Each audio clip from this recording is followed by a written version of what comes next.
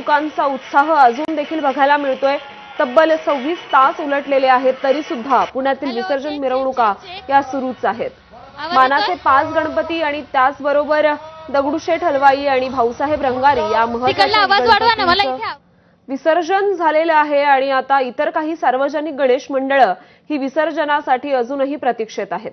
आणि आपल्या प्रतिनिधी शिवानी पांढरे सध्या या मिरवणुकीच्या स्थळावरून आपल्याला अपडेट्स देतील।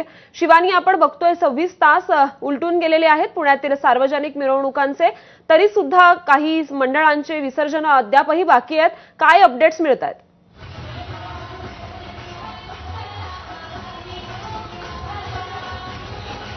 काल 9:30 वाजता ही मिरवणूक सुरू झाली होती। दरवर्षीप्रमाणे 1 तासापूर्वी ही मिरवणूक सुरू झाली होती, मात्र आता 25-26 तास उलटून गेले तरीही इथे 181 किंवा 82 मंडळ दाखल झाली आहेत। 60 ते 70 मंडळ अजून या अलका टॉकीज चौकातच दाखल व्हायचे आहे।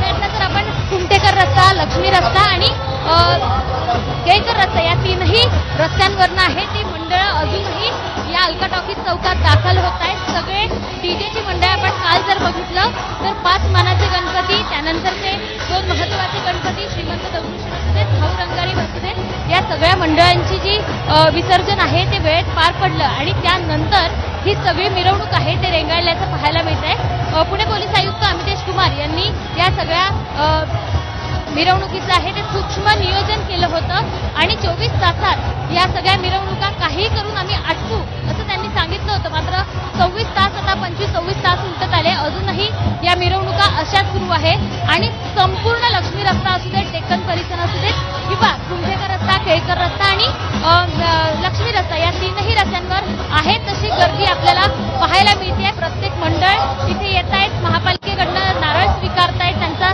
सन्मान घेत आहेत आणि अजूनही लक्ष्मी रस्त्यावर अलका टॉकीज चौकात तो जल्लोष आहे तो अजूनही मिरवणुकीचा कायम आहे। मात्र मिरवणूक रेंगाळल्याचं दिसून येत आहे असं म्हणायला हरकत नाहीये, कारण मागच्या वर्षी 28 तास ही सगळी मिरवणूक चालली होती आणि साधारण 189 मंडळ, शेवटचं मंडळ 189वं मंडळ होतं ते या ठिकाणी साधारण 2:30 ते 3च्या दरम्यान दाखल झालं होतं। आजही तीच मिरवणूक 28 तास चालेल अशी अपेक्षा दिसून येते। हो, पण शिवानी, आपण बघतोय की जे मानाचे 5ही गणपती आहेत त्या गणपतींची मिरवणूक ही वेळेआधीच पूर्ण झाल्याची आपण बघितली होती। ते कुठेतरी मोठं यश म्हणायचं पुण्यातल्या मिरवणुकांचं।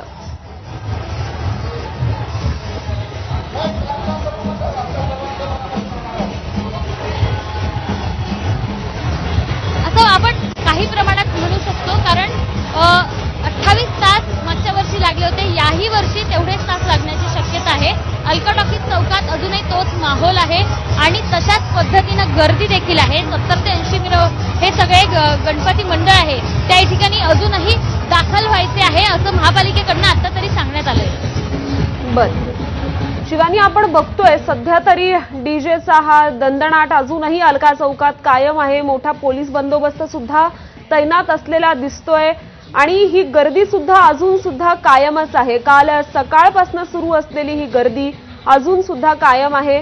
पुण्यातला एकूणच पोलीस बंदोबस्त कसा राहिला आणि ही गर्दी नियंत्रित करण्यासाठी पोलिसांनी कशा प्रकारे प्रयत्न केले?